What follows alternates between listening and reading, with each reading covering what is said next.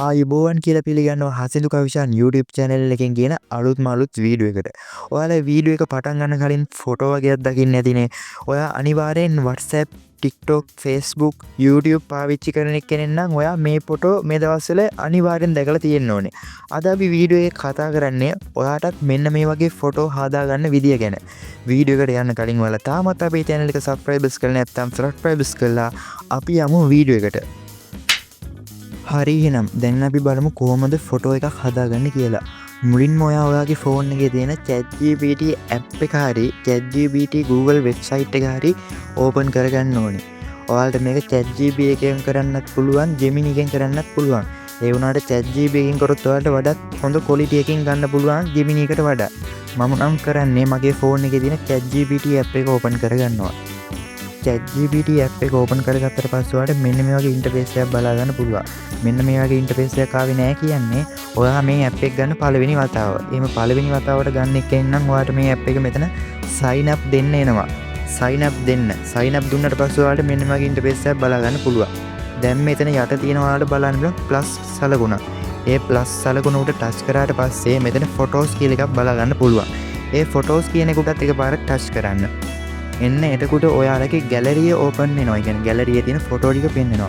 ඔයාලට මෙතන ඔයාලට හදා ගන්න ඕනි කියලා හිතන ෆොටෝ එක මෙතන සිලෙක්ට් කරන්න. සිලෙක්ට් කරාට පස්සේ මේ යට ආයේ තියෙනවා ඇඩ් කියලා එකක්. එන්නේ ඇඩ් කියන කොට එකපාරක් ටච් කරන්න. ඇඩ් කියන එක ටච් කරාට පස්සේ මෙන්න වගේ ඉන්ටර්ෆේස් එකක් බලා ගන්න පුළුවන්. දැන් මෙතන ටයිප් කරන්න එකක් තියෙනවා. ඒ ටයිප් කරන එක මම ඔයාලට දාලා තියන්න පළවෙනි කමෙන්ට් එකක් විදිහට print කරලා තියන්න description එකේ දාලා තියන්න.